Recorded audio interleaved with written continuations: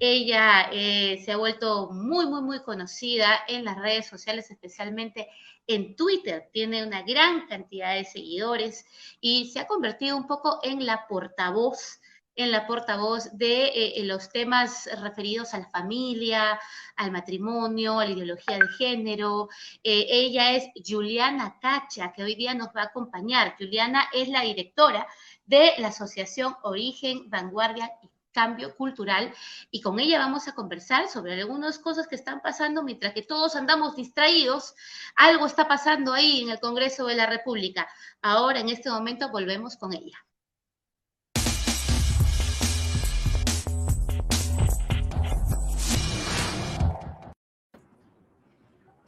¿Qué tal, Juliana? Buenas noches, bienvenida a Renovadores en Vivo. Hola, Débora, muchísimas gracias por la invitación. Bueno, nosotros estamos muy contentos porque podemos conversar con una persona tan experta como tú sobre algunos temas que son de nuestro interés. Tú sabes que en Renovación Popular, uno de los principales fundamentos de este partido político tiene relación a la defensa y promoción de la familia como núcleo base de la sociedad y a la defensa de la vida. Y uno de los temas que se ha generado entre ayer y hoy en un descuido, como se dice, en un descuido, mientras que todo el mundo está preocupado por la falta de oxígeno, porque se cumple un año efectivamente, desde el momento en que la cuarentena más dura empezó, mientras que estamos escandalizados por el vacunagate, ¿no?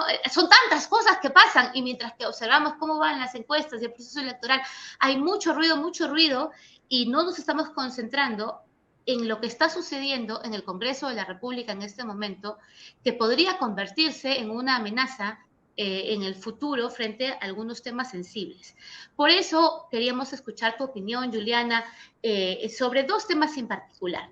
El primero de ellos es que hay un congresista llamado Iván Quispe Apasa, que ha presentado un proyecto de ley que tiene relación a un tema muy delicado como es el aborto. Y dentro de este proyecto de ley del congresista Quispe Apasa, hemos visto que hay un tema muy específico que nos llama particularmente la atención, como por ejemplo otorgarle a la mujer decidir desde qué momento se inicia la vida, ¿no? Del concebido, lo entiendo así. Entonces, puede sonar, señores, yo sé que ustedes dicen, ¿qué? ¿Qué estás hablando, Débora? No, sí, es cierto, es cierto. Y para que nos aclare mejor esto, Juliana, coméntanos un poco al respecto, porque si ahora uno va a decidir cuándo empieza la vida, ¿no? Arbitrariamente, entonces ya pues, ¿para qué existe la ciencia? ¿Para qué existen los expertos? O sea, acláranos, por favor, un poco este proyecto en el Congreso presentado ayer. Bueno, primero creo que hay que entrar a un marco más general, ¿no? Como bien mencionaste al inicio, no es este el primer proyecto de ley, norma, reglamento de género que nos vienen presentando el Partido Morado, el gobierno del presidente Sagasti.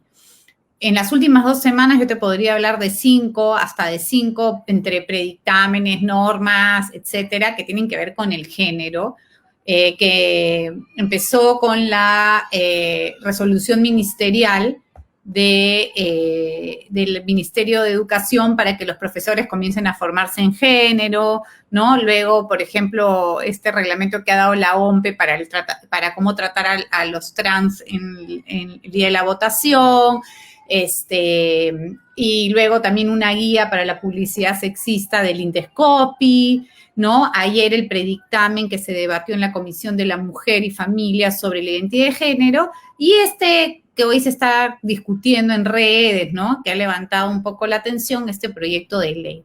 ¿Qué pasa? Que hay un escenario político, ¿no? Ideal para que proliferen este tipo de proyectos de ley y leyes de género, ¿no? Tenemos un ejecutivo a cargo de un partido político que se ha declarado abiertamente pro aborto y pro género, lo ha dicho el señor Guzmán, y lo podemos ver en todos sus candidatos al Congreso, y tenemos un legislativo cuyas presidencia o mesa directiva es claramente de izquierdas y progresista. por lo tanto, ¿no? Y un poder judicial que también ayuda, porque acuérdate que también recientemente acabamos de tener la sentencia de la eutanasia de la señora Ana Estrada. Entonces, es el escenario perfecto para, como bien dices, todo pase sin importar la consistencia, inclusive del mismo documento. ¿Ok? O sea, los documentos, yo los he revisado todos, están llenos de inconsistencias, no solamente en sí mismos, sino en uno con el otro. Y acá yo les voy a dar 2 ejemplos. El primero es este de la vida humana, que dice exactamente así, ¿no? Dice, la vida humana comienza a partir de la decisión de la mujer de llevar a término su embarazo. Listo. Es como que yo ahorita decida que la vida humana termina cuando, o sea, tú, Débora, ahorita yo decido que tu vida humana ya no es vida humana porque me provocó. Y listo. La termino. Y ya está. Pero lo más irónico es que se mandan todo un documento larguísimo dando bases de que el artículo 1, que porque esa es la típica de este tipo de normas. Internacionalmente se han generado todo un marco normativo, jurídico, ¿no? Y cito a la Corte Interamericana, y cito al Yakarta, y cito a la ONU, y cito a la OMS, la Defensoría del Pueblo me cita, yo lo cito, ¿no? Y te llenan 80 páginas de autorreferencia. Pero cuando llegan al punto central de, señor, la Constitución, ¿qué dice? No, la Constitución no dice del Perú. Pero debería decir... ¿Por qué? Porque lo dice la OMS, porque lo dice la Corte Interamericana, porque la dice la ONU. No, nadie lo puede decir quien quiera. Simplemente mi Constitución dice que no es. Y eso bastaría para que no pase un proyecto de ley. Porque en todo caso, ellos deberían de buscar reformar primero la Constitución y luego proponer lo que quieran, ¿no? Pero eso, para que eso suceda, y como saben que esto probablemente no va a suceder, tienen que buscar o algún otro tipo de respaldo, y no siempre todo el respaldo que se pone en papel en blanco y negro es el mejor respaldo. Mira, Débora, la segunda para que tus oyentes se den cuenta, ¿no? Ayer se debatió en la Comisión de la Mujer y la Familia, ¿no? Este predictamen que te digo de identidad de género. Mira la ley que quieren aprobar. La Comisión de Mujer y Familia toma nota de que actualmente el sexo es conceptualizado como una construcción social. Bajo esta noción, la asignación del sexo no es un hecho biológico innato. Más bien, a las personas se les asigna socialmente un sexo al nacer, ¿no? Con base a la percepción que otras personas tienen sobre sus genitales. Con arreglo a este sistema de clasificación de la naturaleza humana, las personas adoptan, estoy buscando acá, las personas adoptan determinadas funciones y roles, espacios y formas de expresión y comportamientos catalogados como inherentemente masculino y femenino. Entonces, los señores del Congreso, ¿no? Que son congresistas que constituyen la Comisión de la Mujer y Familia, en la página 63 del documento del PDF dicen que el sexo es construcción. Pero, abres el proyecto de ley del aborto, el de hoy, y te dice, ahora bien, el otro documento del mismo Congreso de la República, de las mismas personas que promueven el documento de hoy. Ahora bien, una diferencia relevante entre las personas humanas es el sexo. Esto significa que respecto de las mujeres, la diferencia sexual se expresa en la capacidad de estas de generar vida y que en términos jurídicos se corresponde con la libertad o autonomía reproductiva reconocido por nuestro ordenamiento jurídico, como hemos tenido oportunidad de señalarlo en el capítulo precedente. Y esto es así debido a que son las mujeres las únicas que tienen la potencia natural inherente, o sea, acá sí naturaleza, aquí sí sexo, aquí sí mujer y aquí sí hombre. Pero un día antes, un predictamen donde dice no hay sexo, es construido, no hay naturaleza, se asigna.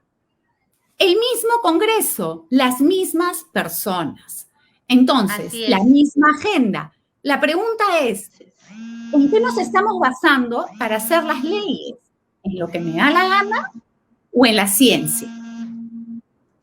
¿Te das cuenta? Claro, ¿Te das cuenta que esto es totalmente ideológico porque no puede ser tan contradictorio entre ellos mismos, según dos documentos que salen al mismo tiempo y que ambos, por cierto, tienen como característica común que reconocen que no hay correspondencia normativa en la Constitución peruana para lo que ellos quieren promover? Pero igual hay que hacerlo, claro, porque me parece. Así es. Así es por eso justamente que dijimos, bueno, es importantísimo que Juliana Cacha nos dé su opinión sobre estas inconsistencias y estas incoherencias que hay además entre un proyecto que se empezó a debatir ayer en la Comisión de la Mujer y este proyecto que se pretende también debatir, ¿no? Pero sobre todo a mí me llama la atención el momento en el que el Congreso decide poner estos temas en agenda. Mira, hay tantas urgencias, tantas prioridades por las que está atravesando el país. Estamos con un escándalo nunca antes visto, bueno, de corrupción por el tema de Vacunagate. Estamos con problemas de adquisición de oxígeno, de falta de hospitales, la gente se sigue muriendo. Estamos con tantas cosas en el país, pero no, en el Congreso de la República, una de las funciones de los congresistas es representar y fiscalizar, que deberían estar abocados a solucionar el problema actual, la crisis actual, se ponen a debatir este tema de la ideología de género en la Comisión de la Mujer, ¿no? Y se ponen a trabajar en función a no sé qué agenda, no sé qué intereses sobre proyectos pro aborto también. Entonces, ¿cuál es la agenda? ¿A qué obedece esta agenda? Y no sé si tú ves alguna corriente o algún interés en especial al desarrollar estos temas en el Congreso. A ver, de hecho que hay una agenda, y la agenda personalísima e ideológica de estas personas, ¿no? Que pertenecen a ciertas tendencias feministas, progénero, ¿no? LGTBIQ, etcétera, evidentemente responden también a intereses de ONGs que ganan mucho dinero para promover estas agendas. Lo que ha pasado es que como nunca se le han alineado los astros, así, para tipo agatalismo, voy a poner, para esta agenda, porque como te decía al inicio, tienen un escenario político perfecto para meter todo sin que nadie les diga nada, sumado a lo que tú decías al inicio, de que nosotros, los seres humanos, que nos preocupa el prójimo, que nos preocupa realmente el que la está pasando mal, las carencias de la sociedad, las prioridades, estamos mirando esas prioridades. Entonces no tenemos tiempo, digamos, porque lo sensato es no tener tiempo para ese tipo de aspectos secundarios, que si los quieren debatir en buena hora, pero evidentemente no es el momento, porque yo no sé si la gente ahorita tiene la cabeza para estar pensando en el trans, en la ley trans o en el aborto, que es muerte, cuando sus familiares están muriendo en las puertas de los hospitales por falta de oxígeno. Pero es que eso es la oportunidad que ellos han encontrado. Lo cual demuestra, y creo que es importante reflexionar, de cuáles son los verdaderos intereses que tienen estas personas que promueven estas agendas a la hora de la verdad. Porque es bien fácil sentarse y decir yo los derechos de los vulnerables, de los más necesitados, de los que menos tienen, pero en una coyuntura donde tienes que demostrar que no solamente hablas, sino que haces, demuestras que solo hablas y que solo te interesa lo que es para ti importante y para tu grupúsculo de 4 gatos, porque no representa a la forma de pensar de la mayoría de peruanos, quieran o no quieran, les guste o no les guste, sea moderno o no sea moderno, es la realidad. Y cuando uno ve la realidad, tiene que responder a la realidad de las personas a las cuales tú representas, no a las que tú te encantaría representar, pero no existen. Las cuentas son minoría. Y ahí te das cuenta que es mentira. Y la gente lo que tiene que hacer es darse cuenta, porque han tenido la oportunidad de darse cuenta que en la práctica es mentira, que lo que los mueve son intereses personales o de sus grupos y no el bien común o el bien de la mayoría. Así es, y el cumplir con ese trabajo de representación que es finalmente, o en teoría debería ser finalmente el ánimo o el espíritu con el que ellos llegaron al Congreso de la República. Qué bueno que hemos conversado sobre este tema, Juliana, porque nos permite poner en alerta a la sociedad, nos permite poner en alerta a los ciudadanos, que finalmente son los únicos que pueden realizar una especie de control a los parlamentarios, a los congresistas de la República, mostrando su rechazo frente a este tipo de distracciones, cuando en realidad debemos exigirles que se aboquen al 100% a la crisis actual y a ver y a debatir de qué forma podemos solucionar tantas necesidades de nuestra población. Juliana, muchísimas gracias por ¿Me haber estado permites con un nosotros ratito, hoy. Débora, un Sí, sí, mensaje sí, hacia claro que la sí. nación, cortito, a tu nación? Es Sí, una sí, sí. oportunidad de oro frente a la desgracia que tenemos, el poder darnos cuenta de qué está hecho cada persona y aquellas personas que quieren gobernar nuestro país. Por eso, yo me voy a parezco candidata, pero no soy, este 11 de abril es muy importante que todos votemos y votemos bien. ¿Por qué? Porque es una oportunidad de oro. No siempre hemos tenido esta oportunidad de poder ver las verdaderas caras de quienes prometen, ¿no? Y cómo actúan en realidad, y cómo son estas agendas. No desaprovechemos esta oportunidad de oro para hacer un voto consciente y coherente con los valores y principios que nos representan.